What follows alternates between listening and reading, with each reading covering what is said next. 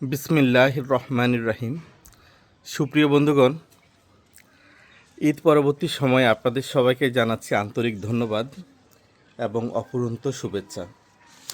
প্রথমেই আপনাদেরকে বেশ কিছু ফুলের ছবি পাঠিয়েছি আমার ছাদ বাগানের বিভিন্ন ফলের।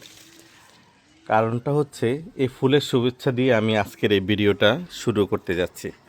অনেক দিন পরে আমি ছাদে উঠেছি। এই মুহূর্তে আপনারা যেই গাছটি বা ফুলগুলো দেখছেন, এটি হলো G9 জাম গাছের।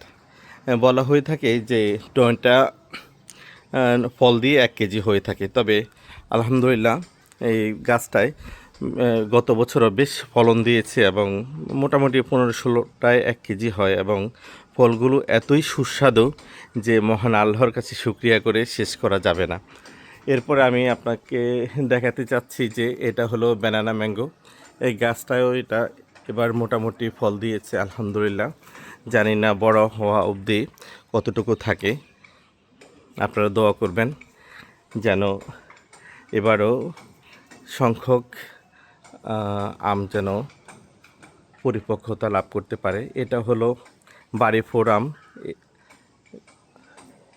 এটাও বাড়ি 4, আর এটা হলো বেদানা গাছ এবং এই গাছটি হলো অ্যাপেল গাছ এবং আলহামদুলিল্লাহ এটা এই যে ফুল দিয়েছে। জানি না ফল হয় কি না, আমাদের যে ওয়েদার, এই ওয়েদারে অনেক সময় গ্রিন অ্যাপেলটা নাও লাগতে পারে, তবে আল্লাহ চাইলে সব কিছু সম্ভব। এই মুহূর্তে আমি দেখাবো এটা হলো এই আম্রপালি প্রতি বছরে খুব ধরে এবং খুব সুস্বাদু হয়ে থাকে আল্লাহর রহমতে। এটাও আম্রপালি, তারপরে এই গাছটাও আম্রপালি এবং সব কয়টা গাছের মধ্যে অনেক ধরেছে। এটা হলো ক্রুজাইক একটা আম জাত এবং এই আমগুলো দেখা যাচ্ছে যে গোল, হ্যাঁ। তবে এই গাছটা এই আমগুলো কাঁচাতে খুব বেশি ভালো লাগে, পাকলে এটা এক একটা 1.5 কেজি 2 কেজির মতো হয়ে থাকে, কিন্তু সুস্বাদু একটু কমই হয়, মূলত পাকলে একটু কম হয়। এই আমটা হলো ক্রুজাইক ম্যাঙ্গো, এটা পাকলে একদম লাল টকটকে হয়ে থাকে প্রতি বছর আলহামদুলিল্লাহ। এটা বেশ আম ধরে থাকে, এবারও অনেক ফল ধরেছে। তবে মুকুলের থেকে ফলের পরিমাণ খুবই কম হয়। আমরা ঈদের ছুটিতে গ্রামে গিয়েছিলাম, এখানে এই যে গাছগুলো যিনি রক্ষণাবেক্ষণ করেন এবং যত্ন নিয়ে থাকেন শফিক ভাই, তিনিও বেশ দায়িত্বশীল। এটাও আম্রপালি একটা গাছ। এই গাছের মধ্যে প্রচুর পরিমাণে এবারও মুকুল এসেছিল, কিন্তু ফলের পরিমাণ সে তুলনায় অনেকটাই কম, আপনারা দেখতে পাচ্ছেন।